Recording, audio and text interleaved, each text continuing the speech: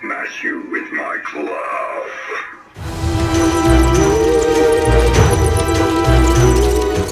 Home Depot's Tumble the Troll Animatronic. This is one of the biggest props that I've gotten this year. The box is just huge. It almost can't fit through a front door of a house, but he's really cool. I knew you guys would like him, so I decided to buy him. His head, mouth, body, and arms of this huge club move. And he's got the timer mode, which is great. I love the timer mode. And I think it has lights only mode as well. Not totally sure about that one though. And he's motion activated with 5 phrases. This is like almost the size of a 12-foot skeleton.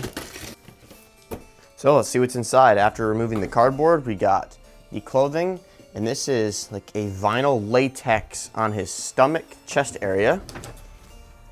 And it's pretty heavy, I gotta say. But there is some metal in here as well. I think this is the only bit of it. And there is a lot of stuff in here. This is just filler cardboard, though it's pretty heavy.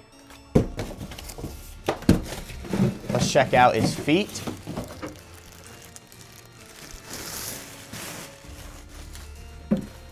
This is what they look like. Absolutely huge. And they have a slot on the bottom. They're hard plastic. Here's the other one. We don't need to unbag this because we've already seen it.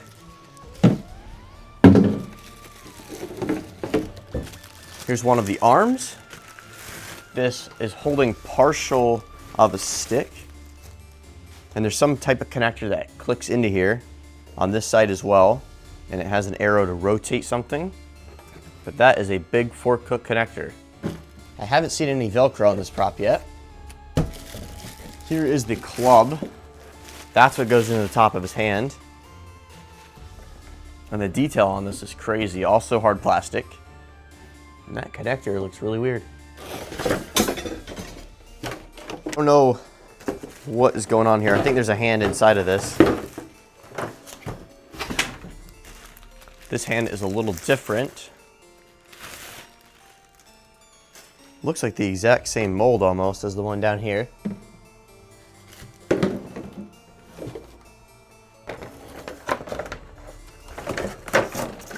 There it is with the cardboard off. I had to cut that really quick. And they had this huge clear plastic piece that protects the spring and mechanism. And the motor isn't that big, surprisingly. I think that spring does a lot of the work. This is what the back of it looks like. And there's a hole coming through the front with a pull. A regular size hip loop. Some clothing. This piece is not connected. That's what it looks like. And then the hip piece. I have no idea which company would have made this based off the control box. But there's another motor here and something that's plasticed off right there. Another weird piece here, but this has like a hinge on it. This prop is so big I have to step in the box. We got the power adapter. Instructions. We probably will use these. This is the coolest part here. The head. I think mine turned out to look pretty cool. And it is like a vinyl latex. I don't know exactly which one, but the eyes should light up because there's 2 wires coming out the bottom with this type of connector. And the head is really heavy. The last few things in here is 2 sets of leg foam. And then the base that has to be built. Which is weird actually, because it looks like it is built. The snap locks are already put through it, and the leg poles are connected. This is the mess that I've pulled everything out to. We're gonna clean it up and do an overview of the parts. This is one of the biggest part overviews I've done yet. We're starting with his head, both arms and hands, the club, instructions, part bag with a ton of cotter pins, the power adapter, which is in 2 sections, both leg foams, feet, padded arms, base, leg pulls, the hip loop, his main upper body clothing with that latex chest, the pants, upper torso piece, lower torso hip piece with the control box and the mechanism. Onto the setup, we have 2 leg poles. They are labeled differently, D and F. So D's gonna go on this side. You can't mess it up because the snap locks poke out to the side, not on the back. There's the first one. And I think before you do that, you're supposed to drop this through. We'll fix the other side. And then snap lock over that. Dropping the foot over, and then fixing this side. The next step is putting the leg foam on. And there is 26 parts to this build. The piece we're putting on now is the hip piece. Has the control box on it. And once again, snap locks on the side. Normally on other builds, they're on the back, but not on this one. They're trolling us. There we go. Putting the hip loop on after. And they recommend putting cotter pins through on the bottom of each of these poles that we just stuck through. I'm not doing it, there's no point. So we're gonna move on to the next piece, which is this like upper torso beam. And once you put this on, the prop gets really big. Snap lock was on the back there, and you can connect the red wire. Mine is bent right there. Not a big deal though, this is like a flexible material. And then screwing this connector on. Next step is putting the clothing all the way over. Had to get a ladder out for this step, but there is this piece right here, and it has a cotter pin, which we're not using. And then it's gonna go into this slit right there. Holds the fabric in place, and then the head's gonna connect on right here. Also, this is what the arms look like. It's like a latex vinyl rubber. And then the IR sensor is on his knee. And that's pretty much everything I've done for this step so far. The next part is this like coat cape thing. It goes over, and then you gotta feed the arms through these sleeves. Once the jacket's on, there's a piece of Velcro right here. There's only one, and it connects just like that. The arm that has a bunch of hinges on it that's floppy is gonna go on this side. The one that has the keep off, which we're gonna be cutting that off soon. You feed this up, and it has a fork hook connector that connects at the top. Just put both arms on, and there's no way to show how the fork hook goes on because the Velcro stops like a quarter of the way up his back. Next step though, which we can show from here on out, is gonna be the one that has the arrow, this hand, and it'll have half a stick.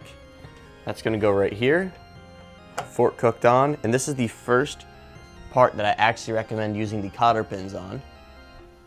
And that'll go right here. And then pulling this latex rubber up over.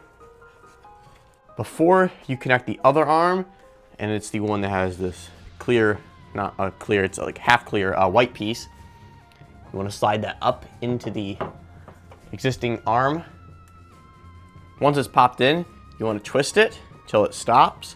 And then I'm going to grab another cotter pin. It's the only way this will stay on, I think. By pulling this over, connecting the fork hook on upside down, and then you don't really need one, but I'm gonna put one of these pins in. And then once again, just like on the other side, pulling this rubber over. The connector on this club is the same as the hand one. It's gonna go on up here. There's like no way to show this, but it's almost touching the ceiling. This thing is pretty much 9 foot with that. And then I twisted it a little bit, and now it's on pretty good. The final step, connecting his head. This thing is super heavy, and I gotta connect these wires too. So I'm gonna feed those down through the same hole, and now snap locking this on. There's the snap lock in, and the last step is gonna be connecting some of the wires to the control box, including the IR sensor that is on his knee. In here, I'm gonna start with that IR sensor wire, and then twisting that on. Moving on to his head wires, they fell down nicely. We got the yellow. Make sure these are lined up perfectly. And these screw-on pieces don't really screw on. And the last wire being the white one. So the last step now is connecting the main power supply. Something interesting about this is that it pulls 5 amps. Normally it's 2 to 3, and the voltage on it's 5.5, not 5.9 or 6 volts. So we haven't seen a power adapter like that before, and a prop pulling 5 amps is crazy. This is a way better view. And we got a step pad jack, lights only mode, they do have that. Timer or sensor, which I'm gonna have mine on. And if you want, there's off for step pad. Volume all the way up as well. So that is it for this build. I would say it's extremely difficult. You need multiple people to help build with you. Other than that, he looks really cool. So now we're gonna get onto his demo. It says on the box that he has 5 phrases. Each one of them is like 40 seconds long. So I'm just gonna be demoing one here.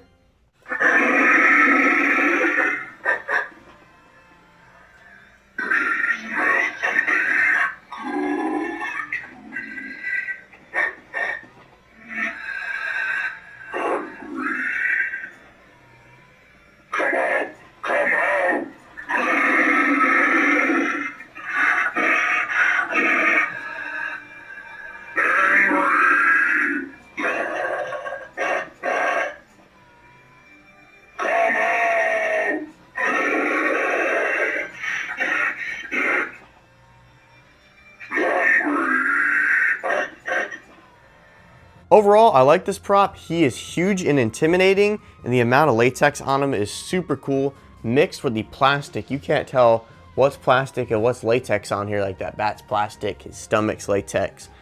He's great unless you want to put him outside, because then it will dry rot, of course. But for $250, he is a great deal. I know a lot of Spirit props are more than that, and they're not touching the ceiling of my house. And if you guys want to get him, the link will be in the description. Make sure to check that out. Anyways, thank you for watching, and I'll see you in the next video.